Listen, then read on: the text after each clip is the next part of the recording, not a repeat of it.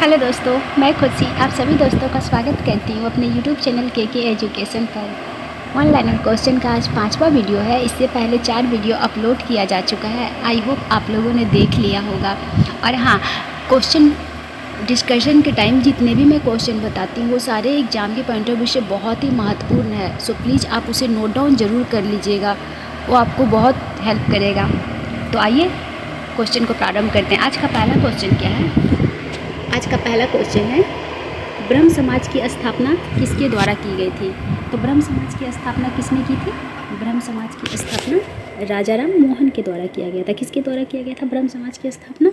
राजा राम मोहन के द्वारा किया गया था। ठीक है, राजा राम मोहन को राजा की उपाधि किसके द्वारा दी गई थी? तो राजा राम मोहन को राजा की उपाधि अकबर द्वितीय के द्वारा दी गई थी। किसके द्वारा दी गई थी? अकबर द्वितीय के द्वारा दी गई थी। कब दी गई थी? 1830 में।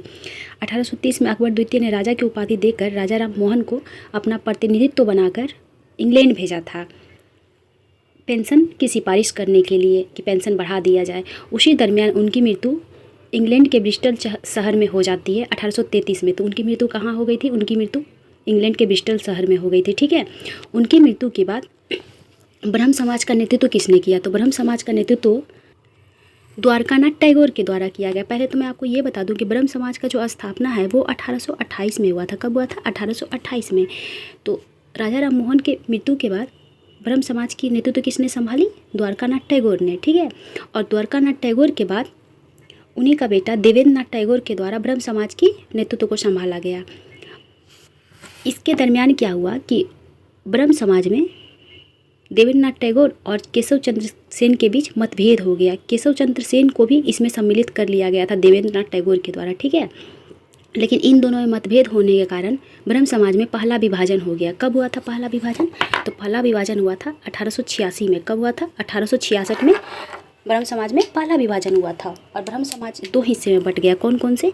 एक तो बन गया आदि ब्रह्म समाज और दूसरा बन गया भारतीय ब्रह्म समाज। तो आदि ब्रह्म समाज का कमान संभाले देवेंद्र नाथ टैगोर, जबकि भारतीय ब्रह्म समाज का नेतृत्व संभाले केशव चंद्र सेन के द्वारा संभाला गया। ठीक है, किसके द्वारा संभाला गया? केशव चंद्र सेन के द्वारा भारतीय ब्रह्म समाज का संभाला गया। और आदि ब्रह्म समाज का नेतृत्व किसने संभाला? तो देवेंद्र नाथ टैगोर द्वारा संभाला गया। ठीक है, केशव चंद्र सेन के द्वारा ब्रह्म मैरिज एक्ट का स्थापना किया गया था। किसका? ब्रह्म मैरिज एक्ट का। ठीक है, ब्रह्म मैरिज एक्ट के तहत क्या किया गया था? इसके तहत किया गया था कि लड़कियों की विवाह की उम्र न्यूनतम 12 वर्ष रखा गया था। कितना रखा गया था? न्यूनतम उम्र 12 वर्ष से बढ़ाकर 14 वर्ष कर दिया गया था। ठीक है, तो विवाह की उम्र कितनी रखी गई थी ब्रह्म मैरिज एक्ट के तहत? लड़कियों की उम्र 14 वर्ष।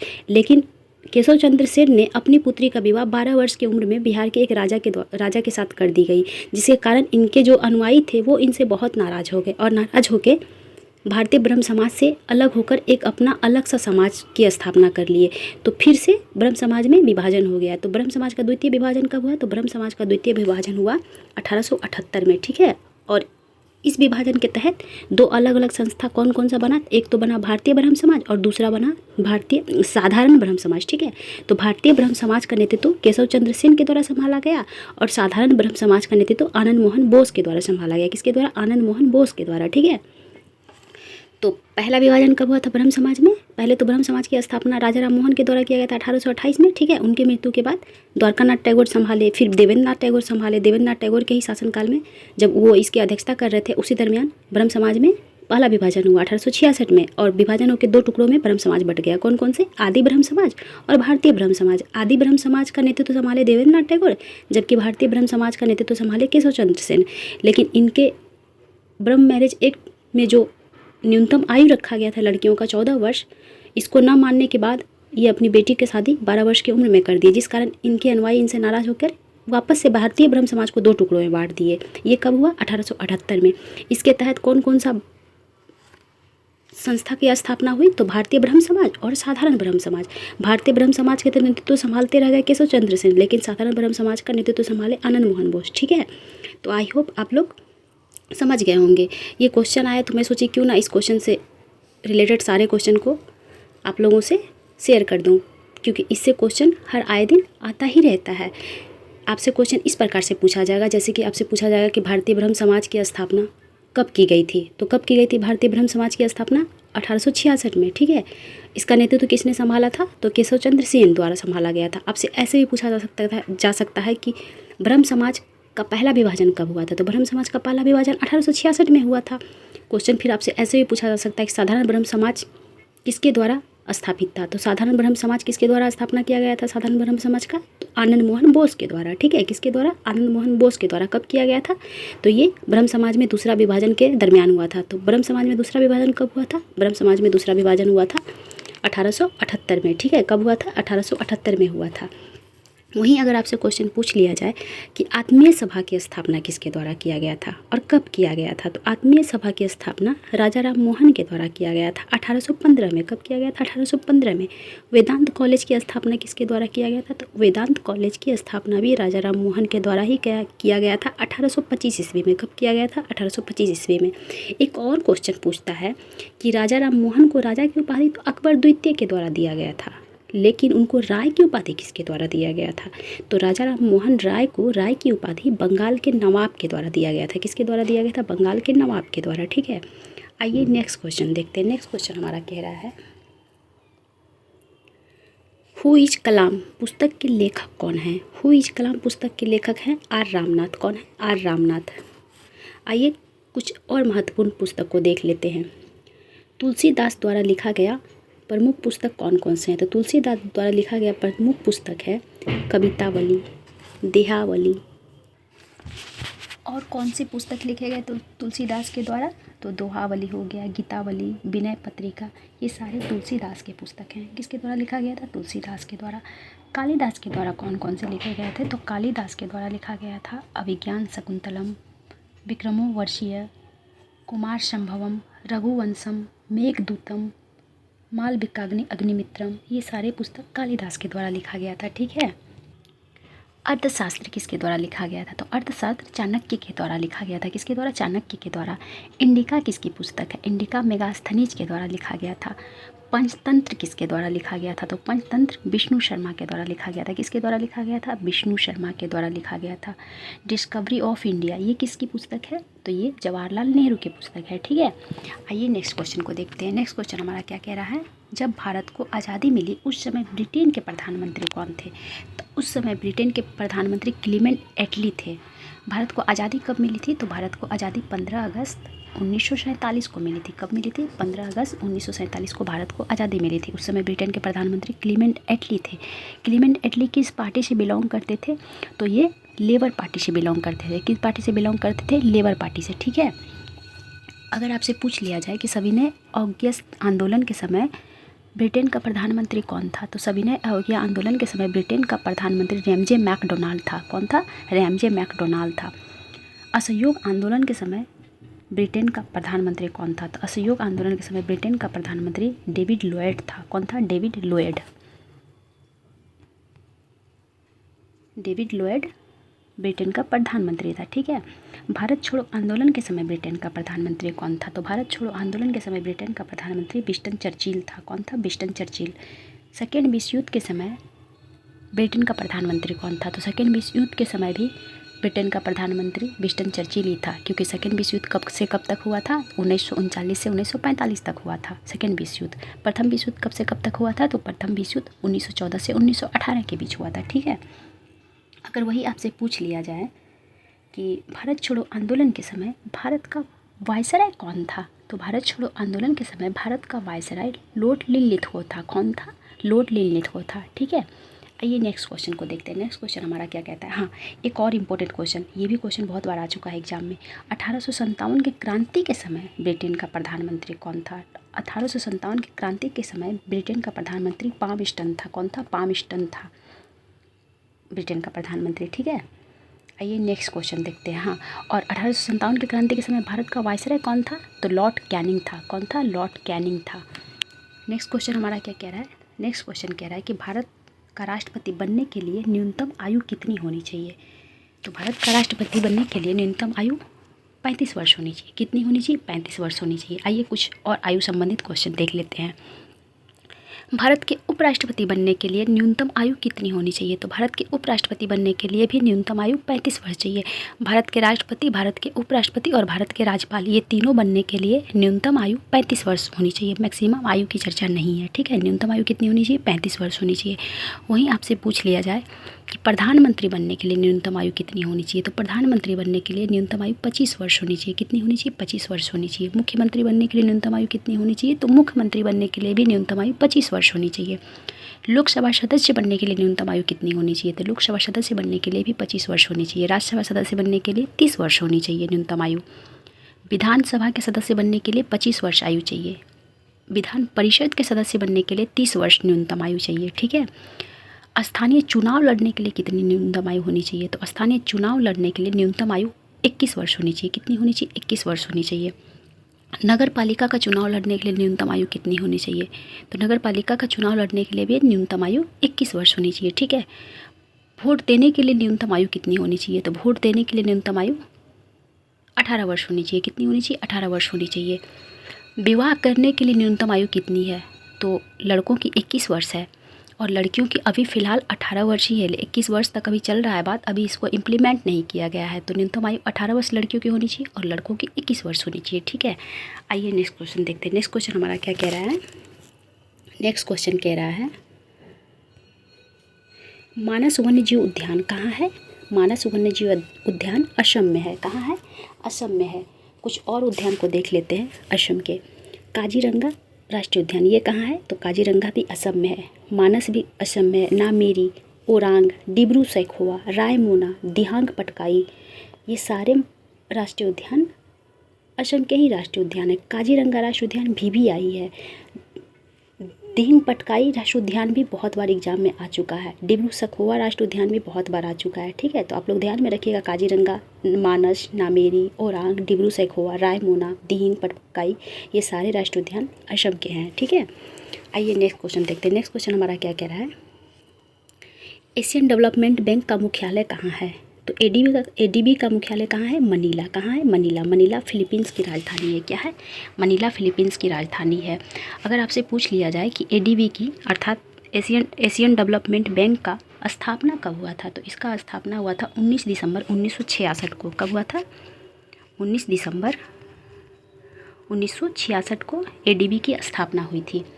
मनीला में एक और बहुत ही महत्वपूर्ण अनुसंधान का केंद्र है। किसका है? तो अंतर्राष्ट्रीय चावल अनुसंधान केंद्र। अंतर्राष्ट्रीय चावल अनुसंधान केंद्र कहाँ है? तो इसका हेडक्वार्टर अंतर्राष्ट्रीय चावल अनुसंधान केंद्र का हेडक्वार्टर मनीला में ही है। कहाँ है? मनीला में ही है। मनीला जो कि फिलीपींस की राजधानी है, ठीक है। आइए नेक्स्ट क्वेश्चन देख लेते हैं। हाँ, करेंट अफेयर से संबंधित है कि भारत ने सबसे पहले ब्रह्मोस मिसाइल किसको निर्यात किया था?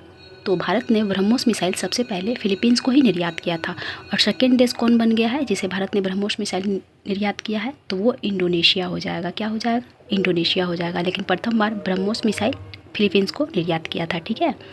ब्रह्मोस मिसाइल किसके सहयोग से बनाया गया है? तो रूस के सहयोग से बनाया गया है, ठीक है। आइए नेक्स्ट क्वेश्चन देखते हैं। नेक्स्ट क्वेश्चन क्या कह रहा है हमारा? नेक्स्ट क्वेश्चन कह रहा है भारत के किस राज्य में विधानसभा सदस्यों की संख्या सर्वाधिक है? तो भारत के किस राज्य में है? उत्तर प्रदेश में। किस में है? उत्तर प्रदेश में। अगर विधानसभा की सर्वाधिक संख्या पूछ ले या विधान परिषद के सर्वाधिक संख्या पूछ ले या राज्यसभा का सर्वाधिक संख्या पूछ ले, लोकसभा का सर्वाधिक संख्या पूछ ले, वो सारा का आंसर उत्तर प्रदेश ही हो जाएगा। क्योंकि उत्तर प्रदेश में सर्वाधिक जनसंख्या है तो वहीं का सदस्य ज़्यादा होते हैं ना। विधानसभा में भी सर्वाधिक संख्या उत्तर प्रदेश के सदस्यों की कितनी है? 403 है। कितना है? 403 है। लोकसभा में सर्वाधिक सदस्य चुन के जाते हैं उत्तर प्रदेश से। राज्यसभा में सर्वाधिक सदस्य जाते हैं उत्तर प्रदेश से। विधान परिषद में भी सर्वाधिक सदस्य उत्तर प्रदेश के ही हैं। विधान परिषद, आपकी जानकारी के लिए बता दूं कि सारे राज्य में विधान परिषद नहीं है। कुल कितने राज्य में विधान परिषद है? तो मात्र 6 राज्यों में विधान परिषद है। कौन कौन से? उत्तर प्रदेश, महाराष्ट्र, आंध्र प्रदेश, तेलंगाना, बिहार, कर्नाटक। कौन कौन से हैं? उत्तर प्रदेश, महाराष्ट्र, तेलंगाना, आंध्र प्रदेश, कर्नाटक, बिहार, ठीक है। आई होप आप लोगों ने नोट डाउन कर लिया होगा, ठीक है। आइए कुछ आर्टिकल भी देख लेते हैं जिससे क्वेश्चन बार बार आता है। विधानमंडल की बात की जाए तो विधानमंडल की चर्चा किस आर्टिकल में किया गया है? 168 में किया गया है। किस में किया गया है? आर्टिकल 168 में विधानमंडल का चर्चा किया गया है। तो इसमें क्या दिया गया है? इसमें दिया गया है विधानमंडल की संरचना या अंग। तो विधानमंडल के कितने अंग होते हैं? 3 अंग होते हैं। कौन कौन से? राज्यपाल, विधानसभा और विधान परिषद मिलकर विधानमंडल बनता है। किसको किसको मिलाकर विधानमंडल का निर्माण होता है? राज्यपाल, विधान परिषद और विधानसभा। जिस राज्य में विधान परिषद नहीं है वहाँ केवल राज्यपाल होंगे और विधानसभा होगा, कॉमन सी बात है। और जहाँ विधान परिषद होगा वो विधानमंडल का अंग होगा, ठीक है। अगर वहीं विधान परिषद के सृजन या समापन की चर्चा पूछा जाए कि किस आर्टिकल में किया गया है, तो आर्टिकल 169 में किया गया है, ठीक है। आर्टिकल 169 में विधान परिषद का सृजन या समापन की चर्चा की गई है। वहीं विधानसभा की संरचना की बात की जाए तो विधानसभा की संरचना की चर्चा आर्टिकल 170 में किया गया है। किस आर्टिकल में? 170 में। और इसके तहत कहा गया है कि विधानसभा का, किसी भी विधानसभा का अधिकतम संख्या 500 हो सकता है। कितना हो सकता है? 500 हो सकता है। और विधानसभा का न्यूनतम संख्या, तो विधानसभा का न्यूनतम संख्या 60 होना चाहिए। कितना होना चाहिए? इससे कम नहीं होना चाहिए। हालांकि एक्सेप्शन है बहुत सारे राज्य, लेकिन न्यूनतम होनी चाहिए 60। सिक्किम में देख लीजिए 40 ही है, तो ये एक्सेप्शन ही है ना, लेकिन ऐसे न्यूनतम 60 होनी चाहिए, ठीक है। विधान परिषद की संरचना का चर्चा किस आर्टिकल में किया गया है? तो विधान परिषद की संरचना का चर्चा आर्टिकल 171 में किया गया है। ध्यान रखिएगा, 169 और 171 में कंफ्यूज नहीं कीजिएगा, क्योंकि आर्टिकल 169 में विधान परिषद का सृजन या समापन का चर्चा किया गया है कि विधान परिषद का सृजन कैसे किया जाएगा और समापन कैसे किया जाएगा, जबकि विधान परिषद की संरचना का चर्चा आर्टिकल 171 में किया गया है। विधान परिषद का सदस्य कितना हो सकता है मैक्सिमम? तो विधान परिषद का सदस्य विधानसभा के कुल सदस्यों का 1/3 हो सकता है, इससे अधिक नहीं हो सकता। कितना हो सकता है अधिकतम? विधानसभा के कुल सदस्यों का 1/3 सदस्य विधान परिषद के अधिकतम सदस्य हो सकते हैं। और न्यूनतम कितने हो सकते हैं विधान परिषद में? तो न्यूनतम 40 हो सकते हैं। कितने हो सकते हैं? 40। जबकि विधानसभा में कितने न्यूनतम है? 60 हैं, ठीक है। वहीं अगर संसद की बात की जाए तो संसद की कितने अंग होते हैं? संसद के भी 3 अंग होते हैं। और किस आर्टिकल में चर्चा किया गया है संसद का संरचना का? तो आर्टिकल 79 में किया गया है। किस आर्टिकल में किया गया है? आर्टिकल 79 में संसद की संरचना का चर्चा किया गया है। 3 अंग में कौन कौन से होंगे? राष्ट्रपति होंगे, लोकसभा होंगे, राज्यसभा होंगे। जैसे कि विधानमंडल के 3 अंग हैं, राज्यपाल, विधान परिषद, विधानसभा। सेम उसी तरह संसद के 3 संरचना होता है, राष्ट्रपति, राज्यसभा, लोकसभा, ठीक है। राज्यसभा की चर्चा किस आर्टिकल में की गई है? तो राज्यसभा की चर्चा आर्टिकल 80 में किया गया है। लोकसभा का चर्चा, तो लोकसभा का आर्टिकल 81 में किया गया है। किस आर्टिकल में किया गया है? आर्टिकल 81 में, ठीक है। आइए नेक्स्ट क्वेश्चन देखते हैं। नेक्स्ट क्वेश्चन हमारा क्या कह रहा है? नेक्स्ट क्वेश्चन कह रहा है अस्ताना किस देश की राजधानी है? तो अस्ताना कजाकिस्तान की राजधानी है। किसकी राजधानी है? अस्ताना कजाकिस्तान की। तजाकिस्तान की राजधानी क्या है? तो तजाकिस्तान की राजधानी दुशांबे है। क्या है? दुशांबे है। उज्बेकिस्तान का राजधानी ताशकंद है। जापान की राजधानी, तो जापान की राजधानी टोक्यो है। क्या है? जापान की राजधानी, तो जापान की राजधानी टोक्यो है, ठीक है। आइए नेक्स्ट क्वेश्चन देखते हैं। नेक्स्ट क्वेश्चन हमारा क्या कह रहा है? कौन सा सबसे चमकीला ग्रह है? तो कौन सा सबसे चमकीला ग्रह है? सबसे चमकीला ग्रह शुक्र है। कौन सा? शुक्र है। वहीं अगर आपसे क्वेश्चन पूछ लिया जाए कि सबसे सुंदर ग्रह कौन सा है, तो सबसे सुंदर ग्रह शनि ग्रह है। कौन सा है? शनि ग्रह है। और इसे सबसे सुंदर ग्रह क्यों कहा जाता है? क्योंकि शनि ग्रह के चारों तरफ वलय है, ठीक है, इसीलिए शनि ग्रह को सबसे सुंदर ग्रह कहा जाता है। हालांकि वलय अरुण ग्रह में भी है, लेकिन अरुण ग्रह का जो वलय है वो साफ साफ नहीं दिखता, हल्का ब्लर है, धुंधला है। लेकिन शनि ग्रह का जो वलय है वो क्लियर दिखता है, इसीलिए शनि ग्रह को सबसे सुंदर ग्रह कहा जाता है। लाल ग्रह के नाम से किस ग्रह को जाना जाता है? तो लाल ग्रह के नाम से मंगल ग्रह को जाना जाता है। नीला ग्रह के नाम से किसे जाना जाता है? तो नीला ग्रह के नाम से पृथ्वी को जाना जाता है। किसे जाना जाता है? पृथ्वी को जाना जाता है।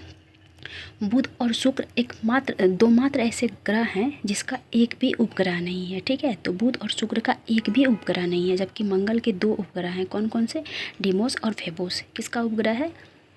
मंगल का। पृथ्वी का कौन सा उपग्रह है? तो पृथ्वी का उपग्रह है चंद्रमा, ठीक है। पृथ्वी का एक प्राकृतिक उपग्रह कौन सा है? तो चंद्रमा, ठीक है। आइए नेक्स्ट क्वेश्चन देखते हैं। नेक्स्ट क्वेश्चन हमारा क्या कह रहा है? नेक्स्ट क्वेश्चन कह रहा है सूर्य ग्रहण कब होता है? तो सूर्य ग्रहण सूर्य और पृथ्वी के बीच जब चंद्रमा आ जाता है तब सूर्य ग्रहण होता है। और ये घटना कब होता है? तो ये घटना अमावस के रोज होता है। कब होता है? अमावस के रोज सूर्य ग्रहण वाला घटना होता है, जब सूर्य और पृथ्वी के बीच में चंद्रमा आ जाता है, ठीक है। वहीं अगर आपसे पूछ लिया जाए कि चंद्र ग्रहण कब होता है, तो चंद्र ग्रहण तब होता है जब सूर्य और चंद्रमा के बीच में पृथ्वी आ जाता है, ठीक है। कब होता है? जब सूर्य और चंद्रमा के बीच में पृथ्वी आ जाएगा तब होता है चंद्र ग्रहण। लेकिन जब सूर्य और पृथ्वी के बीच में चंद्रमा आ जाता है तब होता है सूर्य ग्रहण, ठीक है। और चंद्र ग्रहण वाली घटना वो अमावस की पूर्णिमा के रोज़ होता है। कब होता है चंद्र ग्रहण वाली घटना? तो चंद्र ग्रहण वाली घटना पूर्णिमा के रोज़ होता है, जबकि सूर्य ग्रहण वाला घटना अमावस के रोज़ होता है, ठीक है। आइए नेक्स्ट क्वेश्चन देखते हैं। नेक्स्ट क्वेश्चन क्या कर रहा है कि किस ग्रह का कक्ष पृथ्वी के सबसे अधिक नज़दीक है? तो पृथ्वी के सबसे अधिक नज़दीक कौन सा है? शुक्र है। और दूसरा कौन सा हो जाएगा? दूसरा हो जाएगा मंगल। वहीं अगर आपसे ये पूछ लिया जाए कि सूर्य के सबसे नज़दीक ग्रह कौन सा है, तो सूर्य के सबसे नज़दीक ग्रह बुध ग्रह है। कौन सा ग्रह है? बुध ग्रह है। और इसे सबसे तीव्र ग्रह भी कहा जाता है। क्यों कहा जाता है? क्योंकि ये सूर्य की परिक्रमा मात्र 88 दिन में लगा लेता है, जबकि पृथ्वी को सूर्य का एक परिक्रमा लगाने में कितना टाइम लगता है? 365 दिन लगता है। कितना दिन लगता है? 365 दिन। जबकि बुध को मात्र 88 दिन लगता है सूर्य का पूरा एक परिक्रमा करने में, ठीक है। और वहीं अगर शुक्र की बात की जाए तो शुक्र को सबसे गर्म ग्रह भी कहा जाता है। क्या कहा जाता है? शुक्र को सबसे गर्म ग्रह भी कहा जाता है। शुक्र को पृथ्वी का जुड़वा बहन भी कहा जाता है। और शुक्र को भोर का तारा, शाम का तारा, ये सारे नामों से शुक्र को जाना जाता है, ठीक है। आइए नेक्स्ट क्वेश्चन देखते हैं। नेक्स्ट क्वेश्चन हमारा क्या कह रहा है? नेक्स्ट क्वेश्चन कह रहा है कि भारत में अंतिम मुगल सम्राट कौन था? तो भारत में अंतिम मुगल सम्राट बहादुर जफ़र या फिर बहादुर द्वितीय के नाम से इन्हीं को जाना जाता है। बहादुर जफ़र के नाम से इन्हें इसलिए जाना जाता है क्योंकि जफ़र नाम से ये कविता का संकलन करते थे, इसीलिए बहादुर शाह को जफ़र के नाम से भी जाना जाता है। बहादुर जफ़र के नाम से भी। इसका कार्यकाल क्या था? तो इसका कार्यकाल था 1837 से 57, ठीक है। 1837 से 57 तक बहादुर द्वितीय का कार्यकाल था और ये मुग़ल सम्राट का अंतिम सम्राट था। वहीं मुग़ल साम्राज्य की स्थापना की बात की जाए तो मुग़ल साम्राज्य की स्थापना 1526 में पानीपत के प्रथम युद्ध में विजयी के प्राप्त हुआ था। पानीपत का प्रथम युद्ध किसके किसके बीच हुआ था? तो पानीपत का प्रथम युद्ध बाबर और इब्राहिम लोदी के बीच हुआ था। इब्राहिम लोदी को घटना स्थल में ही मार दिया गया और इसके बाद बाबर इस युद्ध को जीत लेता है और भारत में मुग़ल साम्राज्य की स्थापना कर देता है, ठीक है। तो मुग़ल साम्राज्य की स्थापना किसके द्वारा की जाती है? बाबर के द्वारा। कब की जाती है? 1526 में। मुग़ल साम्राज्य का अंतिम सम्राट कौन था? बहादुर शाह द्वितीय, ठीक है। आइए नेक्स्ट क्वेश्चन देखते हैं। नेक्स्ट क्वेश्चन हमारा क्या कह रहा है? नेक्स्ट क्वेश्चन कह रहा है पुराणों की कुल संख्या कितनी है? तो पुराणों की कुल संख्या 18 है। कितनी है? 18 है। वहीं अगर आपसे ये पूछ लिया जाए कि सबसे पुराना पुराण कौन है, सबसे प्राचीन पुराण कौन सा है? सबसे प्राचीन पुराण मत्स्य पुराण हो जाएगा। कौन सा पुराण हो जाएगा? मत्स्य पुराण। और मत्स्य पुराण में ही विष्णु के 10 अवतारों की भी चर्चा की गई है, ठीक है। और मत्स्य पुराण में ही सातवाहन वंश की जानकारी भी मिलती है। किस पुराण से सातवाहन वंश की जानकारी मिलती है? तो मत्स्य पुराण से सातवाहन वंश की जानकारी मिलती है और इसी से विष्णु के 10 अवतारों की भी जानकारी मिलती है, ठीक है। वहीं अगर आपसे पूछ लिया जाए कि कुल उपनिषद की संख्या कितनी है, तो कुल उपनिषद की संख्या 108 है। कितनी है? 108 है। आइए नेक्स्ट क्वेश्चन देखते हैं। नेक्स्ट क्वेश्चन क्या कह रहा है? स्वतंत्र भारत के प्रथम गवर्नर जनरल कौन था? तो स्वतंत्र भारत के प्रथम गवर्नर जनरल माउंटबेटन था। कौन था? माउंटबेटन था। अगर वहीं आपसे पूछ लिया जाए कि स्वतंत्र भारत का प्रथम भारतीय गवर्नर जनरल कौन था, तो स्वतंत्र भारत का प्रथम भारतीय गवर्नर जनरल सी राजगोपालाचारी थे। कौन थे? सी राजगोपालाचारी। अगर आपसे ये पूछ लिया जाए कि अंतरिम सरकार के दौरान शिक्षा मंत्री किसे बनाया गया था, तो अंतरिम सरकार में शिक्षा मंत्री का कार्यभार सी राजगोपालाचारी को दिया गया था। किसे दिया गया था? सी राजगोपालाचारी को दिया गया था, ठीक है। और ये स्वतंत्र भारत के प्रथम भारतीय गवर्नर जनरल है। जबकि स्वतंत्र भारत के प्रथम गवर्नर जनरल, तो प्रथम गवर्नर जनरल लॉर्ड माउंटबेटन हो जाएंगे, ठीक है। ब्रिटिश भारत का प्रथम गवर्नर कौन था, ऐसा पूछ लिया जाए तो ब्रिटिश भारत का प्रथम गवर्नर, केवल बंगाल का गवर्नर कौन था? लॉर्ड क्लाइव था। बंगाल का गवर्नर कौन था? प्रथम गवर्नर क्लाइव था, ठीक है, लॉर्ड क्लाइव। अगर आपसे ये पूछ लिया जाए कि बंगाल का प्रथम गवर्नर जनरल कौन था, तो बंगाल का प्रथम गवर्नर जनरल वारेन हेस्टिंग था। कौन था? बंगाल का प्रथम गवर्नर जनरल वारेन हेस्टिंग था, ठीक है। बंगाल का अंतिम गवर्नर जनरल कौन था? तो बंगाल का अंतिम गवर्नर जनरल विलियम बेंटिक था। भारत का प्रथम गवर्नर जनरल कौन था? तो भारत का प्रथम गवर्नर जनरल विलियम बेंटिक था। बंगाल के अंतिम गवर्नर जनरल विलियम बेंटिक था, लेकिन भारत का प्रथम गवर्नर जनरल विलियम बेंटिक था, ठीक है। अगर वहीं आपसे पूछ लिया जाए कि भारत का प्रथम वायसराय कौन था, तो भारत का प्रथम वायसराय लॉर्ड कैनिंग हो जाएगा, क्योंकि 1857 के विद्रोह के बाद गवर्नर जनरल के पद को ही वायसराय के पद में कन्वर्ट कर दिया गया था। इसीलिए भारत का अंतिम गवर्नर जनरल भी आपसे पूछा जाए तब भी लॉर्ड कैनिंग हो जाएगा, और भारत का प्रथम वायसराय भी पूछा जाए तब भी लॉर्ड कैनिंग हो जाएगा। ठीक है, आइए नेक्स्ट क्वेश्चन देखते हैं। नेक्स्ट क्वेश्चन हमारा क्या कह रहा है? नेक्स्ट क्वेश्चन कह रहा है कि बौद्ध धर्म के संस्थापक सिद्धार्थ या गौतम का जन्म कहाँ हुआ था? तो बौद्ध धर्म के जो संस्थापक थे गौतम बुद्ध, उनका जन्म हुआ था लुम्बिनी में। कहाँ हुआ था? लुम्बिनी में। और गौतम बुद्ध का बचपन का नाम सिद्धार्थ था। क्या था? गौतम बुद्ध का बचपन का नाम सिद्धार्थ था। अगर लुम्बिनी आंसर ऑप्शन में नहीं रहे तो कपिल वस्तु हो जाए, क्योंकि कपिल वस्तु के लुम्बिनी ग्राम में महात्मा बुद्ध का जन्म हुआ था। ठीक है, और अगर आपसे ये पूछ लिया जाए क्वेश्चन कि इन्होंने गृह त्याग कितने वर्ष की उम्र में किया था, तो इन्होंने गृह त्याग 29 वर्ष की उम्र में किया था। और इनके गृह त्याग के घटना को क्या कहा जाता है? तो इनके गृह त्याग के घटना को महाभिनिष्क्रमण कहा जाता है। क्या कहा जाता है? महाभिनिष्क्रमण। और इनके प्रथम उपदेश के घटना को क्या कहा जाता है? तो पहले तो आप ये जान लीजिए कि महात्मा बुद्ध के प्रथम उपदेश के घटना को धर्मचक्र परिवर्तन कहा जाता है। क्या कहा जाता है? धर्मचक्र परिवर्तन कहा जाता है। वहीं अगर इनके मृत्यु की घटना को पूछ लिया जाए कि उसे क्या कहा जाता है, तो उसे महापरिनिर्वाण कहा जाता है। क्या कहा जाता है? महापरिनिर्वाण कहा जाता है। इनको ज्ञान की प्राप्ति कहाँ हुई थी? तो इनको ज्ञान की प्राप्ति बोध गया में हुई थी। कहाँ हुई थी? बोध गया में, पीपल वृक्ष के नीचे और निरंजना नदी के तट पे हुई थी। कहाँ हुई थी? पीपल वृक्ष के नीचे बोध गया में, निरंजना नदी के तट पे। किस नदी के तट पे? निरंजना नदी के तट पे इनको ज्ञान की प्राप्ति हुई थी। ठीक है, इनकी मृत्यु कहाँ हुई थी? तो इनकी मृत्यु हुई थी कुशीनगर में। कहाँ हुई थी? कुशीनगर में इनकी मृत्यु हुई थी। अगर आपसे क्वेश्चन पूछ लिया जाए कि महात्मा बुद्ध ने सर्वाधिक उपदेश कहाँ दिए हैं, तो सर्वाधिक उपदेश श्रावस्ती में दिए हैं। यूपी में पड़ता है श्रावस्ती, वहीं इन्होंने सर्वाधिक उपदेश दिया है। लेकिन प्रथम उपदेश कहाँ दिया है? तो यूपी के सारनाथ में। लेकिन सर्वाधिक उपदेश कहाँ दिए हैं? तो यूपी के श्रावस्ती में। ठीक है, आइए नेक्स्ट क्वेश्चन देख लेते हैं। नेक्स्ट क्वेश्चन हमारा क्या कह रहा है? पहला मुस्लिम आक्रमणकारी 712 में भारत आया था। ठीक है, उसका नाम क्या था? जो पहला मुस्लिम आक्रमणकारी था, तो उसका नाम मोहम्मद बिन कासिम था। क्या था? उसका नाम मोहम्मद बिन कासिम था। और भारत में अगर आपसे ये पूछ लिया जाए कि भारत में पहली बार जजिया किसके द्वारा लगाया गया था, तो भारत में पहली बार जजिया इसी के द्वारा लगाया गया था। किसके द्वारा? मोहम्मद बिन कासिम के द्वारा भारत में पहली बार जजिया लगाया गया था। ठीक है, और ये किस पर लगाया जाता था? तो गैर मुस्लिमों पर लगाया जाता था। मतलब जो मुस्लिम नहीं होते थे उन्हीं पर जजिया कर लगाया जाता था। ठीक है, अगर वहीं आपसे पूछ लिया जाए, पहला नंबर तो आप ये जान लीजिए कि जब मोहम्मद बिन कासिम ने जजिया कर लगाया गया था तो इस कर से दूर रखा था। किस किस को दूर रखा था? तो ये कर ये बच्चा पे नहीं लगाया था, बूढ़ा व्यक्ति पर भी नहीं लगाया था, औरत पे नहीं लगाया था, विकलांग आदमी पर नहीं लगाया था, बीमार आदमी पर नहीं लगाया था, बेरोजगार जो था उस पर भी नहीं लगाया था, ब्राह्मण जो था उस पर भी नहीं लगाया था। एक क्वेश्चन और पूछ लिया जाता है कि ब्राह्मण पर जजिया कर लगाने वाले प्रथम मुस्लिम कौन था? तो ब्राह्मण पर प्रथम जजिया कर लगाया था फिरोज शाह तुगलक। किसके द्वारा लगाया गया था ब्राह्मण पर पहली बार जजिया कर? फिरोज शाह तुगलक के द्वारा लगाया गया था। जबकि जजिया कर प्रथम बार मोहम्मद बिन कासिम के द्वारा लगाया गया था, लेकिन इसने ब्राह्मणों पर जजिया कर नहीं लगाया था। ठीक है, अगर वही आपसे पूछ लिया जाए कि भारत का पहला शासक कौन है जिसने जजिया कर को हटा दिया था, तो जैनुल आबदीन थे। कौन थे? जैनुल आबदीन थे। अलग की बात है कि ये किसी पार्टिकुलर एक क्षेत्र से हटाए थे जजिया कर, ये केवल जम्मू कश्मीर से जजिया कर को हटाया था, लेकिन हटाने वाले प्रथम व्यक्ति जैनुल आबदीन था। ठीक है, वहीं अगर आपसे पूछ लिया जाए कि भारत में प्रथम बार जजिया कर को किसने समाप्त किया था, तो अकबर द्वारा 1564 में जजिया कर को समाप्त कर दिया गया था। किसके द्वारा?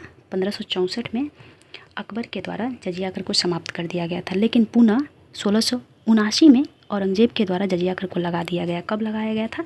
1679 में औरंगजेब के द्वारा जजिया कर लगा दिया गया। फिर जहांदार शाह के द्वारा हटा दिया गया जजिया कर, लेकिन पुनः फर्रुखसियर के द्वारा लगा दिया गया। इसके बाद हमेशा के लिए जजिया कर किसके द्वारा हटा दिया गया? तो मोहम्मद शाह रंगीला के द्वारा हमेशा के लिए जजिया कर को भारत से समाप्त कर दिया गया। ठीक है, आइए नेक्स्ट क्वेश्चन देखते हैं। नेक्स्ट क्वेश्चन हमारा क्या कह रहा है? नेक्स्ट क्वेश्चन कह रहा है आगरा को तत्कालीन भारत की राजधानी किस मुस्लिम शासक के द्वारा बनाया गया था? तो किसके द्वारा बनाया गया था? सिकंदर लोदी के द्वारा। किसके द्वारा बनाया गया था? सिकंदर लोदी के द्वारा। ये लोदी वंश के दूसरे शासक था। और आगरा का स्थापना भी इसी के द्वारा किया गया था। कब किया गया था? 1504 में आगरा की स्थापना की गई थी और 1506 ईस्वी में आगरा को राजधानी के रूप में सिकंदर लोदी के द्वारा बना दिया गया था। ठीक है, आइए नेक्स्ट क्वेश्चन देखते हैं। नेक्स्ट क्वेश्चन हमारा क्या कह रहा है? नेक्स्ट क्वेश्चन कह रहा है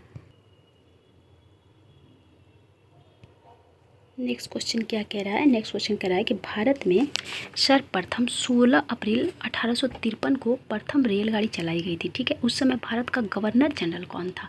तो उस समय भारत का गवर्नर जनरल था लॉर्ड डलहौजी। कौन था? लॉर्ड डलहौजी। भारत में जब पहली बार रेल चला था वो कहाँ से कहाँ के बीच चला था? तो मुंबई से थाने के बीच चला था। कहाँ से कहाँ के बीच चला था? मुंबई से थाने के बीच चला था। कुल कितने किलोमीटर चला था? 34 किलोमीटर। कितने किलोमीटर? 34 किलोमीटर कुल चला था। कहाँ से? मुंबई से थाने के बीच चला था। ठीक है, 34 किलोमीटर। कितने यात्री थे? तो 400 यात्री थे। कुल कितने यात्री थे? 400 यात्री थे। इस ट्रेन का नाम क्या था? तो इस ट्रेन का नाम था ब्लैक ब्यूटी। क्या नाम था? ब्लैक ब्यूटी इस ट्रेन का नाम था। ठीक है, अगर वहीं आपसे पूछ लिया जाए कि भारत में देखिए पहली बार रेल का विकास तो डलहौजी के काल में हुआ था, लेकिन सर्वाधिक रेल का विकास किसके शासनकाल में हुआ था? तो सर्वाधिक रेल का विकास लॉर्ड कर्जन के शासनकाल में हुआ था। कब हुआ था? लॉर्ड कर्जन के काल में हुआ था। रेलवे बोर्ड की स्थापना किसने किया था? तो रेलवे बोर्ड की स्थापना लॉर्ड कर्जन के द्वारा सन 1905 में किया गया था। कब किया गया था? सन 1905 में रेलवे बोर्ड की स्थापना लॉर्ड कर्जन के द्वारा किया गया था। लॉर्ड कर्जन को जाना जाता है बहुत ही प्रसिद्ध घटना के लिए। किसके लिए? तो बंगाल विभाजन के लिए। बंगाल विभाजन किसके काल में हुआ था? लॉर्ड कर्जन के काल में। कब हुआ था? सन 1905 में हुआ था। इसकी घोषणा कब की गई थी? तो बंगाल विभाजन की घोषणा की गई थी 19 जुलाई 1905 को। लागू कब किया गया था? 16 अक्टूबर 1905 को। बंगाल विभाजन को रद्द कब किया गया? तो बंगाल विभाजन को रद्द किया गया था 12 दिसंबर 1911 को। किसके शासनकाल में? लॉर्ड हार्डिंग द्वितीय के शासनकाल में। किसके शासनकाल में? लॉर्ड हार्डिंग द्वितीय के शासनकाल में बंगाल विभाजन को रद्द कर दिया गया था। ठीक है, किस समिति के सिफारिश पर? तो अरुंडेल समिति की सिफारिश पर। किस समिति की सिफारिश पर बंगाल विभाजन को रद्द किया गया? अरुंडेल समिति की सिफारिश पर। ठीक है, आइए नेक्स्ट क्वेश्चन देखते हैं। नेक्स्ट क्वेश्चन क्या कह रहा है? गायत्री मंत्र का सर्वप्रथम उल्लेख कहाँ मिलता है? तो गायत्री मंत्र का सर्वप्रथम उल्लेख ऋग्वेद में मिलता है। ऋग्वेद के तीसरे मंडल में। कौन से मंडल में? तीसरे मंडल में ऋग्वेद का गायत्री मंत्र का उल्लेख मिलता है। ठीक है, वहीं अगर आपसे क्वेश्चन पूछ लिया जाए कि कृषि का उल्लेख किस मंडल में मिलता है? तो कृषि का उल्लेख ऋग्वेद के चौथे मंडल में मिलता है। किसे मिलता है? ऋग्वेद के चौथे मंडल में कृषि का उल्लेख मिलता है। दशराग युद्ध का उल्लेख ऋग्वेद के किस मंडल में मिलता है? तो दशराग युद्ध का चर्चा जो है वो ऋग्वेद के 7वें मंडल में मिलता है। किस मंडल में मिलता है? 7वें मंडल में मिलता है। वहीं आपसे पूछ लिया जाए कि वरुण देव का चर्चा किस मंडल में मिलता है? तो वरुण देव का चर्चा जो है ऋग्वेद के 8वें मंडल में मिलता है। किसे मिलता है? ऋग्वेद के 8वें मंडल में। सोमदेव का चर्चा किस मंडल में मिलता है? तो सोमदेव का चर्चा 9वें मंडल में मिलता है। किस में मिलता है? ऋग्वेद के 9वें मंडल में। ठीक है, अगर आपसे पूछ लिया जाए कि सबसे प्राचीन मंडल कौन सा है? तो सबसे प्राचीन मंडल 7वां है। कौन सा है? सबसे प्राचीन 7वां है। 7वां और 2वां, लेकिन 2 और 7 में सबसे प्राचीन कौन हो जाएगा? तो सबसे प्राचीन 7वां मंडल हो जाएगा। ठीक है, वहीं अगर आपसे ऐसा क्वेश्चन पूछ लिया जाए कि सबसे नवीनतम मंडल कौन है? तो सबसे नवीनतम मंडल 10वां और पहला हो जाएगा। कौन सा हो जाएगा? 10वां मंडल को और पहला मंडल को ये अंतिम में जोड़ा गया था, लेकिन 7वां को और दूसरा मंडल को सबसे पहले जोड़ा गया था। इसलिए सबसे प्राचीन मंडल हो जाएगा 7वां और सबसे नवीनतम मंडल 10वां या दूसरा हो जाएगा। ठीक है, अगर वहीं आपसे पूछ लिया जाए कि सबसे पुराना वेद कौन सा है? तो सबसे पुराना वेद ऋग्वेद हो जाएगा, लेकिन सबसे नवीनतम वेद अथर्ववेद हो जाएगा। ठीक है, कौन सा? अथर्ववेद। आइए नेक्स्ट क्वेश्चन को देखते हैं। नेक्स्ट क्वेश्चन क्या कह रहा है? महान दार्शनिक प्लेटो किस देश के निवासी थे? तो ये ग्रीस के निवासी थे। कहाँ के निवासी थे? ग्रीस के निवासी थे। ठीक है, आइए कुछ और देख लेते हैं इनसे संबंधित। बहुत ही क्वेश्चन पूछता है इससे रिलेटेड। अगर आपसे पूछ लिया जाए कि प्लेटो का गुरु कौन था? तो प्लेटो का गुरु सुकरात था। ठीक है, अरस्तु का गुरु कौन था? तो अरस्तु का गुरु प्लेटो था। और सिकंदर का गुरु कौन था? तो सिकंदर का गुरु अरस्तु था। तो एक बार सीक्वेंस में सुन लीजिए। सिकंदर का गुरु अरस्तु था, अरस्तु का गुरु प्लेटो था, प्लेटो का गुरु सुकरात था। उसे हम लोग ऐसे याद कर सकते हैं। ठीक है, PSPAS। इससे क्या हो जाएगा? सुकरात,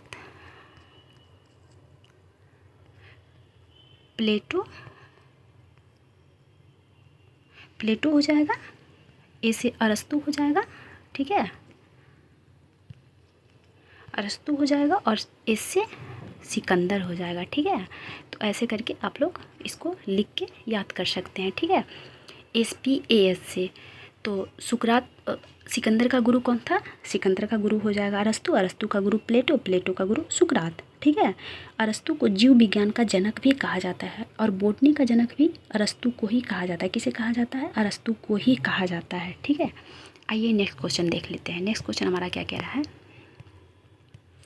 जहांगीर का मकबरा कहाँ स्थित है? तो जहांगीर का मकबरा लाहौर में है। कहाँ है? लाहौर में। अगर और डेप्थ में क्वेश्चन पूछेगा तो लाहौर के कहाँ सिकंदर का मकबरा है? तो सहदरा में। कहाँ है? सहदरा नामक एक जगह है लाहौर में, वहीं पर जहांगीर का मकबरा स्थित है। तो मुग़ल सम्राट के 3 ऐसे सम्राट हैं मुग़ल शासक के जिसके मकबरा भारत से बाहर है। वो कौन कौन से हैं? एक तो लाहौर हो जाएगा सिकंदर का, जो भारत से बाहर है। एक रैगून आपका वो जाके क्या बोला जाता है उसको, बर्मा, ठीक है। बर्मा का राजधानी पहले कहाँ था? हाँ, रंगून। रंगून में एक मकबरा हो जाएगा किसका? बहादुर शाह द्वितीय को रंगून में दफनाया गया। तो ये भी तो भारत से बाहर ही है ना, है कि नहीं। और एक काबुल जो बाबर का मकबरा है। बाबर को दफनाया गया था पहले आराम बाग में, लेकिन उसका सपना था कि उसे काबुल में दफनाया जाए, इसलिए फिर उसे उखाड़ कर काबुल में दफनाया गया। तो ये भी बाहर है ना भारत से। तो कितने मुग़ल सम्राट के मकबरे भारत से बाहर हैं? तो कुल 3। कौन कौन से? जहांगीर के, बहादुर शाह द्वितीय का और बाबर का। कहाँ कहाँ है? तो जहांगीर का कहाँ है? लाहौर में। बहादुर शाह द्वितीय का रंगून में, रंगून जो म्यांमार में पड़ता है, और काबुल बाबर का, ठीक है। वहीं अगर आपसे पूछ लिया जाए कि हुमायूं का मकबरा कहाँ है, तो हुमायूं का मकबरा दिल्ली में है। कहाँ है? दिल्ली में। और हुमायूं के मकबरे को मुग़ल काल का कब्रिस्तान कहा जाता है। क्या कहा जाता है? मुग़ल काल का कब्रिस्तान कहा जाता है हुमायूं के मकबरे को। क्यों कहा जाता है? कि हुमायूं के मकबरे के आसपास ही बहुत सारे छोटे छोटे जो मुग़ल साम्राज्य के शासक थे ना, उन सारे को हुमायूं के मकबरे के आसपास ही दफनाया गया, इसलिए हुमायूं के मकबरे को मुग़ल काल का कब्रिस्तान कहा जाता है, ठीक है। नेक्स्ट क्वेश्चन क्या कह रहा है हमारा? नेक्स्ट क्वेश्चन कह रहा है कि किस मुग़ल सम्राट के शासनकाल को स्वर्णिम युग कहा जाता है? तो किसके शासनकाल को स्वर्णिम युग कहा जाता है? अकबर के। किसके? अकबर के। और अगर आपसे पूछ लिया जाए कि हिंदी और फारसी का स्वर्णकाल किसके शासनकाल को कहा जाता है? तो हिंदी और फारसी के स्वर्णकाल अकबर के ही शासनकाल को कहा जाता है। वहीं अगर आपसे ये पूछ लिया जाए कि चित्रकाल का स्वर्णकाल किसके शासनकाल को कहा जाता है? चित्रकला का स्वर्णकाल जहांगीर के शासनकाल को कहा जाता है, ठीक है। स्थापत्य का स्वर्णकाल किसके शासनकाल को कहा जाता है? स्थापत्य का स्वर्णकाल शाहजहाँ के शासनकाल को कहा जाता है, क्योंकि शाहजहाँ के द्वारा बहुत चीज़ों का निर्माण करवाया गया था। देखिए, ताजमहल का निर्माण, लाल किला का निर्माण किसके द्वारा करवाया गया था? ये सारे शाहजहाँ के द्वारा ही करवाया गया था, इसलिए शाहजहाँ के काल को स्थापत्य का स्वर्णकाल कहा जाता है, ठीक है। जबकि जहांगीर के शासनकाल को चित्रकला का स्वर्णकाल कहा जाता है। और अकबर के शासनकाल को स्वर्णकाल तो कहा ही जाता है, लेकिन पार्टिकुलर किसी चीज़ को लेकर पूछा जाए तो हिंदी और फारसी भाषा का स्वर्णकाल अकबर के शासनकाल को कहा जाता है, ठीक है। नेक्स्ट क्वेश्चन क्या है? नेक्स्ट क्वेश्चन कह रहा है कि मोहनजोदड़ो का अर्थ क्या है? तो मोहनजोदड़ो का अर्थ है मृतकों का टीला। क्या है? मृतकों का टीला। मोहनजोदड़ो पाकिस्तान में स्थित है, ठीक है। किस नदी के किनारे? तो सिंधु नदी के किनारे स्थित है। किस नदी के किनारे? सिंधु नदी के किनारे। अगर आपसे पूछ लिया जाए कि हड़प्पा सभ्यता में सूती वस्त्र का प्रमाण कहाँ से मिला था? तो सूती वस्त्र का प्रमाण मोहनजोदड़ो से ही मिला था। कहाँ से मिला था? सूती वस्त्र का प्रमाण मोहनजोदड़ो से मिला था। एक नर्तकी, डांस करते हुए नर्तकी का प्रमाण मिला था, जिसके हाथों में 9 चूड़ी भी था। इसका प्रमाण कहाँ से मिला था? तो ये भी मिला था मोहनजोदड़ो से, ठीक है। आई होप आज का वीडियो भी आप लोगों को बहुत पसंद आएगा और एग्ज़ाम के लिए बहुत ही महत्वपूर्ण है, तो आप लोग ज़रूर देखिएगा और जितने भी मैं क्वेश्चन डिस्कस की हूँ वो सारे नोट डाउन भी कर लीजिएगा। Thank you so much.